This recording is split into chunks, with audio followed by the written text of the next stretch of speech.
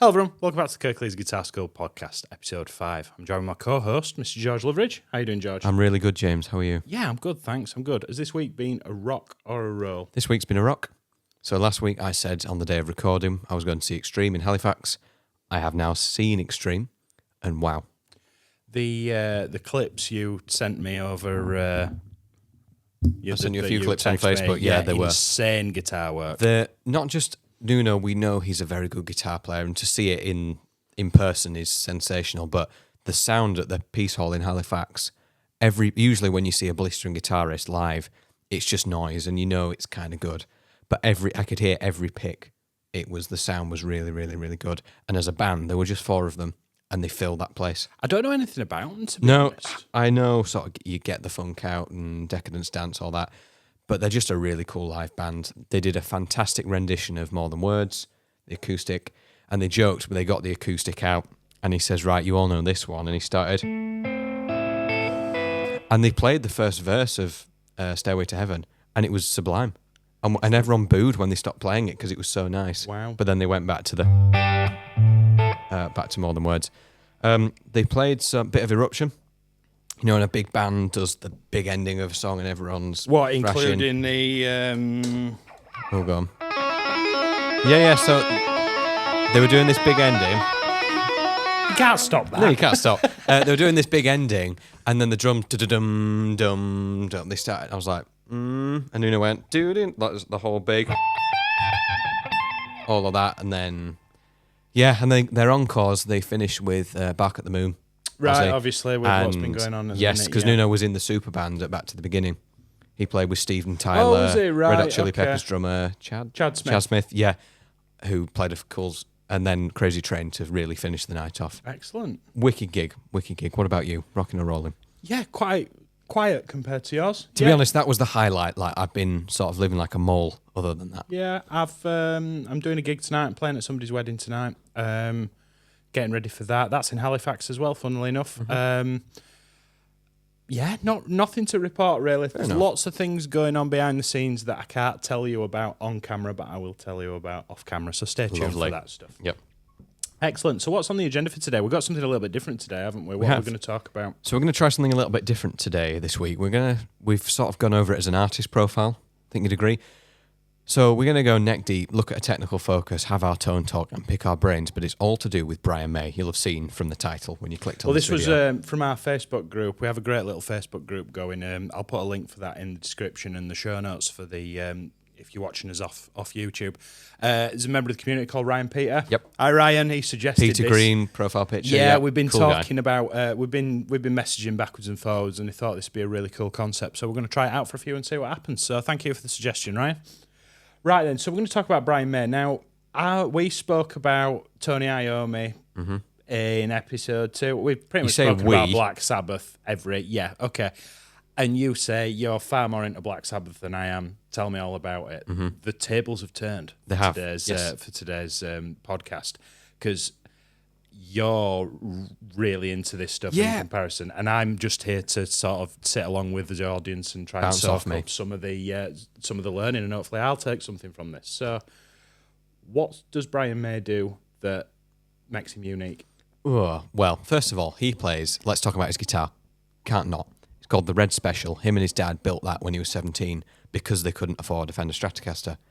I think that era has gone where I want this. Well, we can't afford it, so we'll make do. We'll make our own. We'll make do and mend, I think. Yeah, is the, we're not on the breadline, but we're not minted. No. But we can buy a new guitar tomorrow if we want to. Yeah. Depending on what it is, obviously.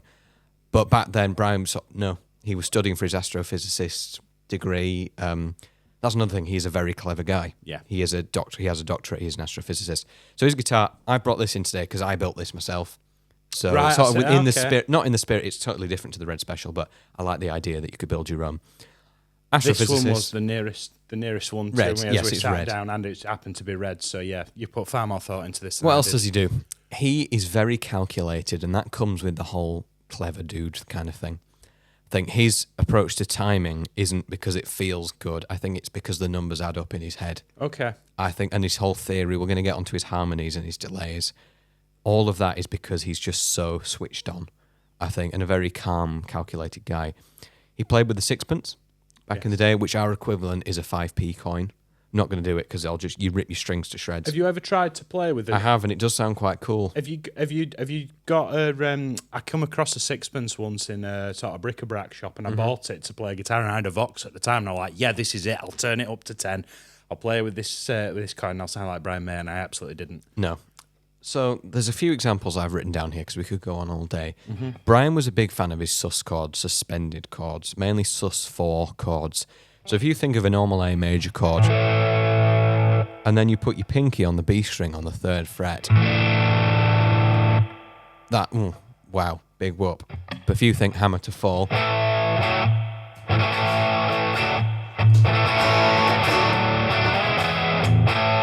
then he moves it up, that's just such a cool hook for the song. That's the whole song.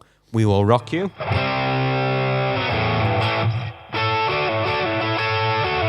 Same chord, but an octave up. And that's a totally different feel. So a suspended chord takes the note in the chord that's either major or minor and moves it either up 1 fret from the major chord or down 1 fret from the minor chord. Crazy Little Thing Called Love is a fantastic another example sus4. Yeah, of course. So if you got a D chord, your regular kind of triangle shaped D chord, this guitar's not going to stay in tune at all today, so I apologise for any tuning issues in advance. So you're going from a regular D chord where you do the triangle at the bottom of the 2nd and 3rd frets, and then you're going to take the pinky and sort of come on and off the 3rd fret of the high E string, which gives you this.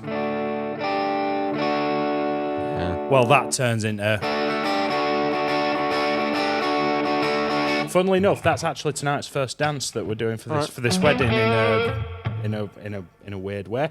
Right, okay then. So sus4 chords is a really big part of his playing. Mega, yeah. And they also did. Queen were commissioned to do the soundtrack for the Flash Gordon film. Yes. So if you know that, some really cool. My alarm in the morning, much to my partner's dismay, is a song called Battle Theme. Have a look. It starts off with this big air raid siren, Roger Taylor's thundering drum fills, and Brian comes in with, but a bit more in tune than that. It's such a wicked. And this is played while there's like guns and lasers fighting. I'm not really a big sci-fi kind of guy, but it's really cool to see a load of people dressed up in costumes shooting at people and all that sort of stuff. Sus chords, mega, mega, mega important. Brian was also on the quite hard rocker. Right. You think he's in a pop band, essentially. You get Radio Gaga, Crazy Little Thing Called Love. But those were all later. The early Queen albums Earlier were Queen quite stuff. wrecky, So if I they? just have a look, I'm using my Katana Go today for sounds and tones. If I have a look for my, I think it's the Metal Zone preset. Yeah, song called Stone Cold Crazy that they had.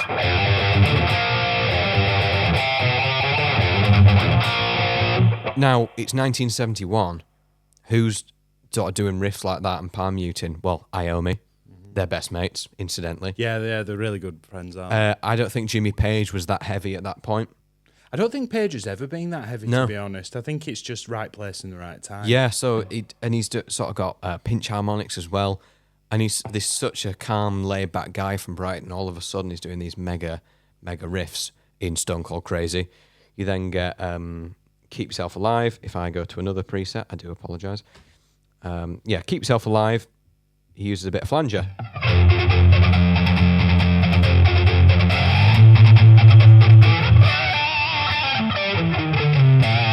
Kind of a bit Barracuda-esque, yeah, well, isn't it? same. Yeah, they were a little bit later, but that Were whole. they really? Right, okay. I think Barracuda was 77. Right, But okay. that you can Well, hear that's- it going round the room. It's very It's nearly... a semitone higher, isn't it?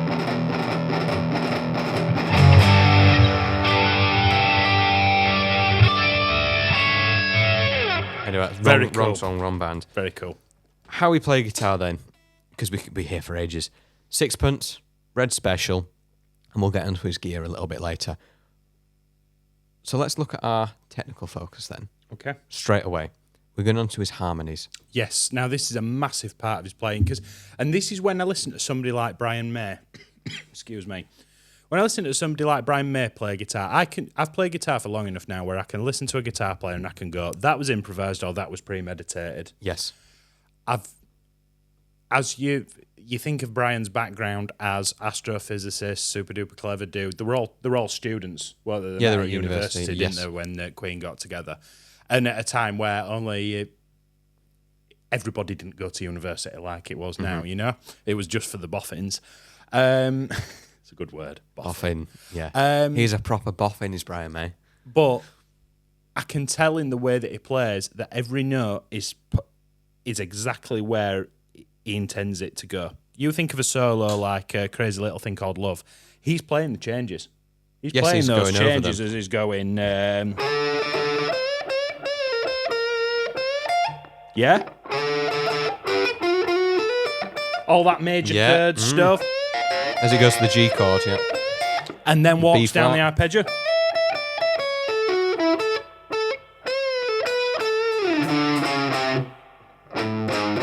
You know, even the walking down the major scale and stuff, very, very, very, very calculated, very clever. And I won't be surprised at all if it was sat opposite. If I was sat opposite Brian May and interviewing him, my first question would be, how do you write a guitar solo? Because I bet he does it with a pen and paper. I think so. He did a very good series in the 80s called Brian May Star Licks. I don't know if you've seen them on YouTube. Yeah, they're like really, really early Marty Schwartz instructional before videos, Marty Schwartz, that kind of thing. Yeah. And he's sat, and all the tabs that come up on the screen are handwritten notes from him on a piece of notepaper. Amazing. Because he's got them on there. So harmonies, what is a harmony? We touched on this before in season 1. You start off with a note, you then add another degree of the scale on top of it. So Brian was a lot of people in harmony land, the 70s was massive for this, like I think Iron Maiden, that sort of thing. So if I just go through a scale, let's say I go through position 5 of the G major.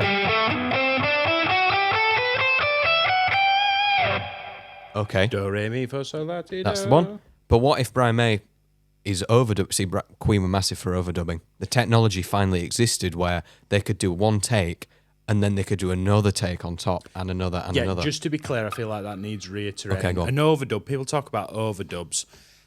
If you overdub something, you record one guitar part and then you record another, which is a layer that gets put on the top of it, and another layer and another layer, and it creates this sort of lovely texture. It does. So he would record one guitar line playing a series of notes, and then he'd play another guitar line with another series of notes played on top of it. And the possibilities are endless. Stacks, yeah. Yeah, you stack them on top of each other. You think of something like from Hotel California. That's 2 different guitar parts with 2 different sets of notes layered on top of each other to give you this sort of... They're essentially making little dyads. They're making little baby chords over... out of the melody. So sorry about that. No, you're fine. So in a live scenario, back then it wasn't achievable to do it live. So think like Killer Queen. That's full of little solos and harmonies here and there. I think that's my favourite Queen song. Yeah. It's got a lot to it from the Sheer Heart Attack album, yeah.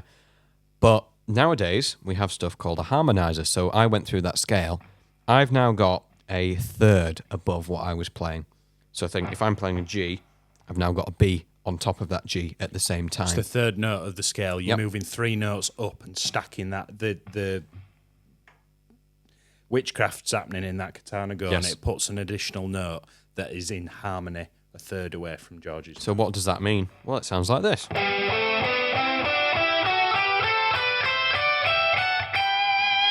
Can't help but not smile at that. Play it without and then play it with for me, George. Okay, can you press that on button, top left of the screen? Of course I can. So we'll go without first. Then with.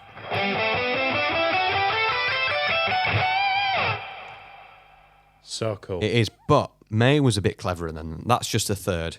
Arguably, we even did that on the podcast. Anyone can do a third. May added in a fourth to a lot of his.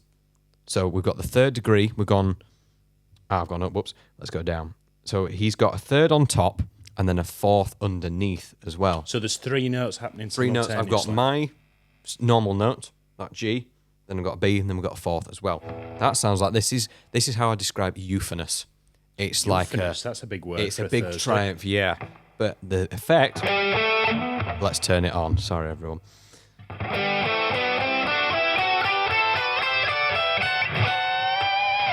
Do you know what that reminds me of? It reminds me of the big climb in Jessica. You know, the Allman Brothers. Yeah, anything like that. it's really cool. But then you see, aside from May, May was doing this before Iron Maiden was. It's no secret music theory has always existed. But you think back to the Trooper Iron Maiden.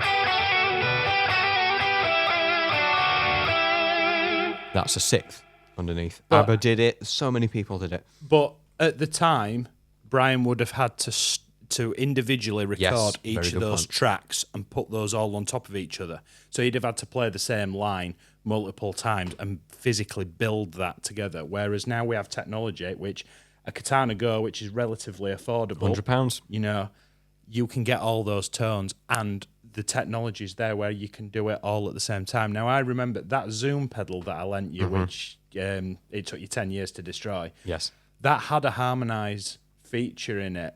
And it was awful, but I remember showing you all that time and going, I'm like, look at this, it sounds like Iron Maiden, and you didn't even know who Iron Maiden were at the time, you know, and you're like, nah, it sounds like a wasp in a jar. That's the thing with this. So if you have I know a few people have the Katana Go, if you've got the Boss Tone Studio, you have to you have to dial in the key that you're playing in. So if I go, so I'm in G brackets E minor, you got the relative there. So, correct. So I can play in G major, or I can play in E minor. Bit of the Scorpions. It sounds there. massive. Even though this amp's quite, but if I go to say, where is it? F, D minor, you can have some ABBA.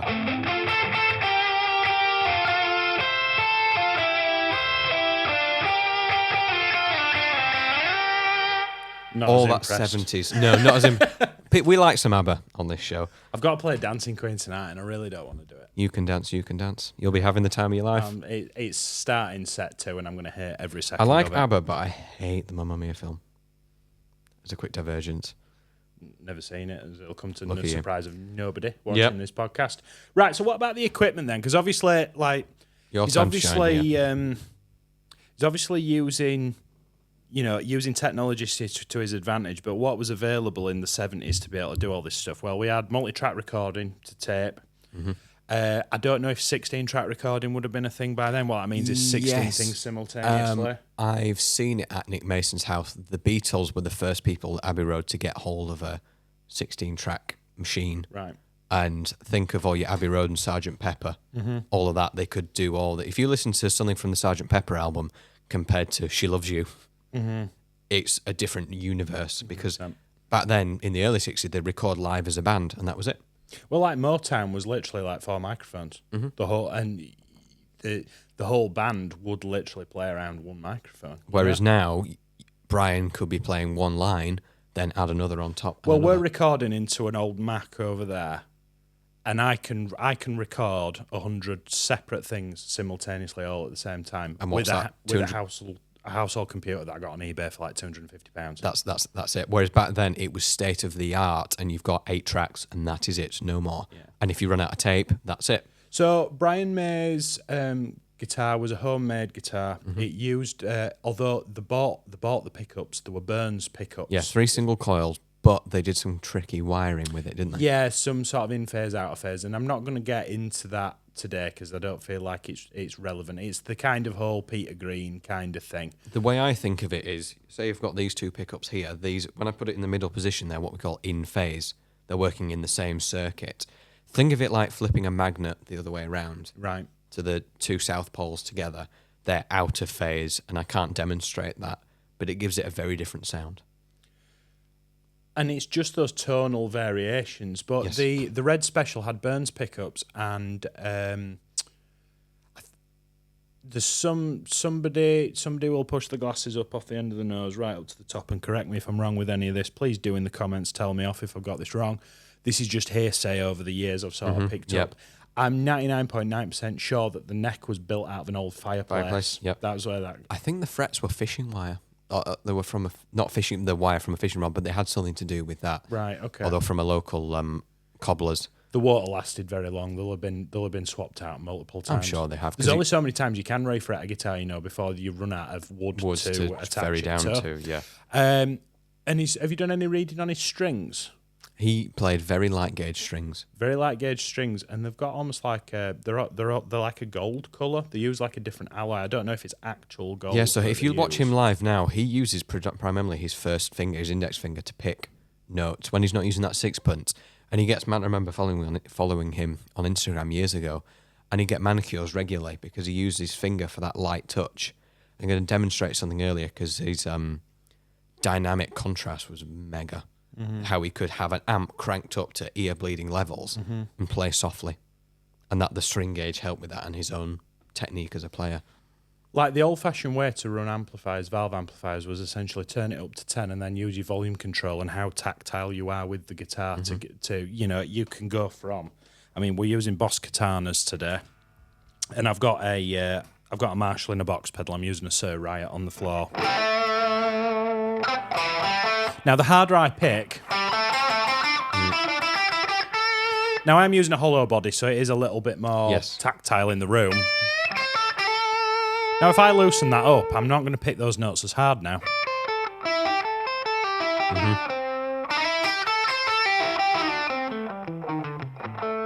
Lower the volume.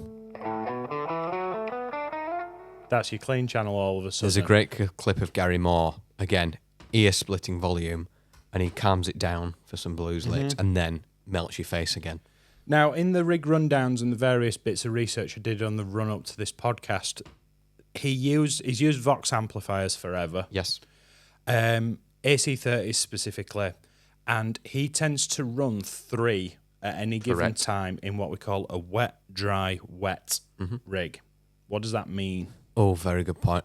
You're more technical. I've just sort of glossed over it a little bit. My understanding, because he had 2 delay pedals, his I wrote it down, but I'm forgetting. Correct me if I'm wrong. So let's say he's got 3 amps, one of which is clean, sort of no delay. That would be his dry. And then the 2 wet would have 2 delay units. And what happens is the dry amplifier's in the middle of the 3. So if you imagine you've got a good set of headphones on, your left and your right ear are getting all the effects, all the modulation, all the delays, all that sort of stuff.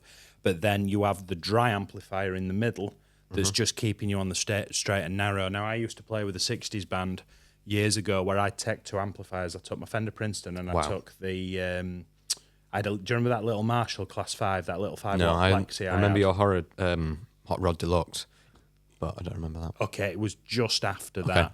In fact, I did it with the Hot Rod Deluxe before I replaced the Princeton with the Hot Rod. But anyway, and what I'd do is I'd run the Princeton with loads and loads and loads of reverb, but super duper clean. And then I'd have the Marshall cranked up. And old-fashioned Marshalls don't have reverb. So that'd be my dry, but it'd be a little bit crunchy at the same time. It's the best tone I've ever had. Sounded awesome. It did. But it was just a ball ache taking 2 amps everywhere. So, he'd use wet, dry, wet to get that kind of 3 amp that setup. sort of sound. But he goes through amplifiers as well, though. Like, he has a stock of like you'll look at Queen gigs and he'll have the 3 Voxes on a stand, and then he'll have 3 more, and then 3 more. It's like he's got his backup for his backup because he literally runs them on 10, and he runs them to death, basically. Say he's such a quiet, chill guy, and he's got all this fury behind him. But yeah, he ran 2 delay pedals. I forgot what they are. Sorry, that's really bad. But he ran them at separate delay intervals. He ran one at 800 milliseconds, yeah.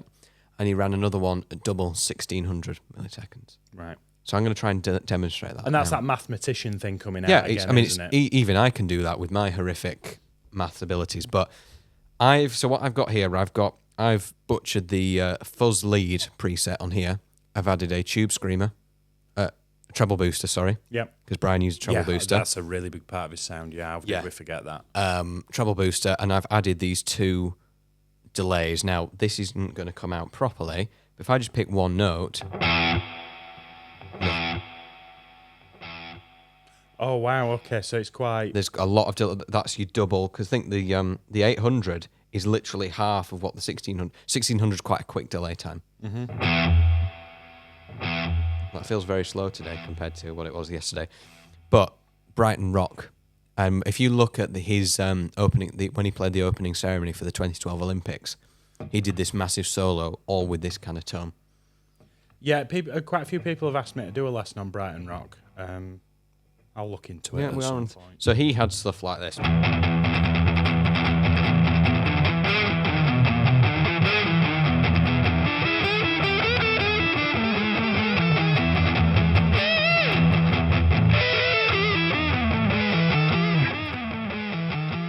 He's keeping that pulse going all the time. And you said earlier about being calculated.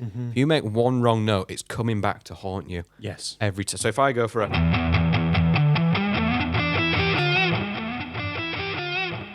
Yeah, and you've just got to sit in it. There's not a lot you can do, is there? You can... he was really good at this. He would establish a new theme to the music when he was doing this. So he'd go to A randomly or G sharp. So you could have all that...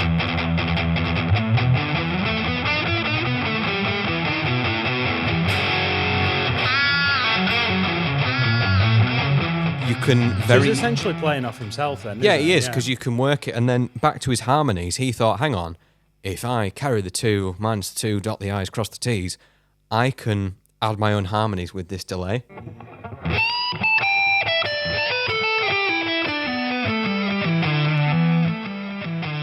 And everything adds up. And if I've learnt a bit of that Olympics opening ceremony, he'd be going with all that.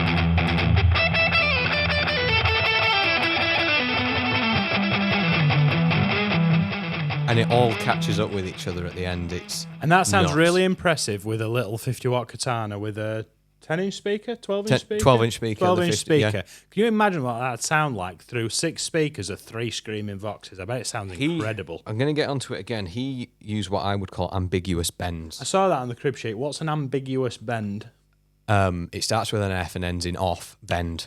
That's how I would describe it. Sort of... He'd start one massive bend and then go to another one. So if you think of, if I go to another, Somebody to Love. Right. Fantastic 6/8 ballad. Really nice song. Okay. But then he gets to this solo and he's got these big...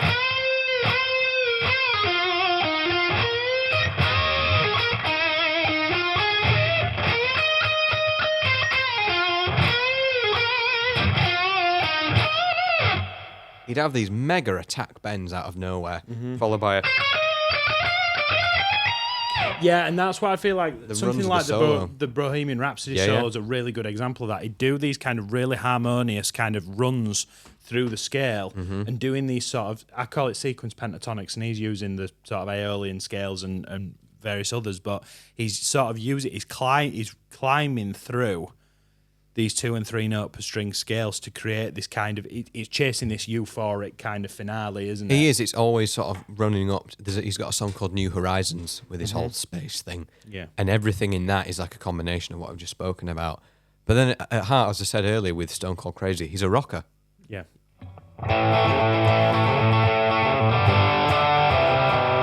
Again, only guitarist on the gig. Yeah. So that doesn't stop. The texture of that is just full the whole time. But then you look at the sort of the other like acoustic stuff that he did as well. Love My Life. Yeah, just equally as masterful on the acoustic guitar as he was. He tells his story electric. a lot. His dad wasn't happy with where his life was going. As in his son, you've got this career in astrophysicist and you playing rock music. How dare you? And it wasn't until I think it was the 80s when Brian sat his parents down at Madison Square Gardens in New York, played Love of My Life to thousands and thousands of people, and his dad said, okay, I get it now. Yeah. But yeah, Tie Your Mother Down has a wicked solo because you get all that. Like, what a way to start a gig. Like, if you just imagine, set the scene, empty stage, just you, loads of fans, quiet, and you just come on stage with the loudest vox you've ever heard. It's just cool. But then his solo.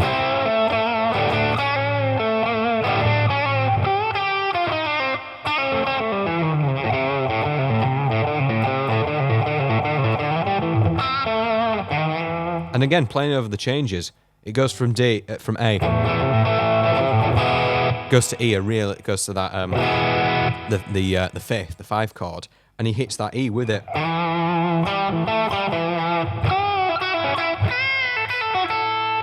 Like, what a cool thing to match the. And then he brings his slide out. I can't play slide.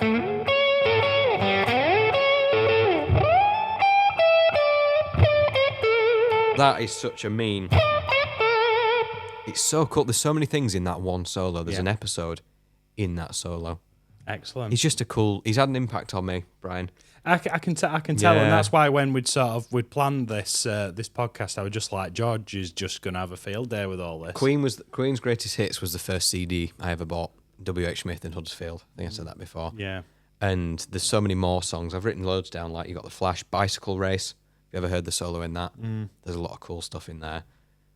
Yeah, there's a lot to be learnt by Brian's playing. He's What songs would you recommend a student go and learn to get sort of a little bit of what we've spoken about today? Okay, I would say what the second solo in Bohemian Rhapsody. Okay. Bear with me.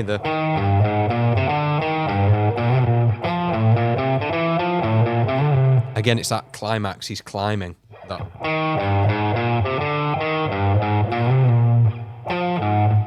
Oh, nearly. Yeah. That's a really good one to learn. Yeah. A lot of Queen is actually quite difficult because they were that good. Yeah, and there's a lot. They're playing a lot of piano friendly keys as well. You know, like because Freddie was on keys for a lot of it. Yeah. Whereas like Crazy Little Thing Called Love's got a lot of B flats in it. Guitarists hate B flat, you know, but maybe we should do an episode on bar chords. Maybe we should. Yeah. Maybe we should. So I think we should wrap that up for today. We're going to be going on forever otherwise. So what have we spoken about? Brian May today, folks. His harmonies, his dynamic contrast, his attack, his approach, his lack of attack sometimes. Just a really cool player that I think people should really go and study, because Queen are a pop and rock band. But actually, if you scratch beneath the surface, you get some really cool stuff, some really heavy things for us guitar players to lust after. Excellent. Right, should we play them out then, George? We should. We're going to base this on a kind of magic, I think. You okay? Sort of a bouncy A jam. Yeah? Right, Yeah. I'll start you, and then you kick it to me when you've had enough, eh? Yeah, Right. fab. Thanks for watching, everybody. We'll see you next week. Will do. Can you just remind me of the rhythm for me, Yeah, please? it's I'm kinda- struggling to get this rhythm in my head.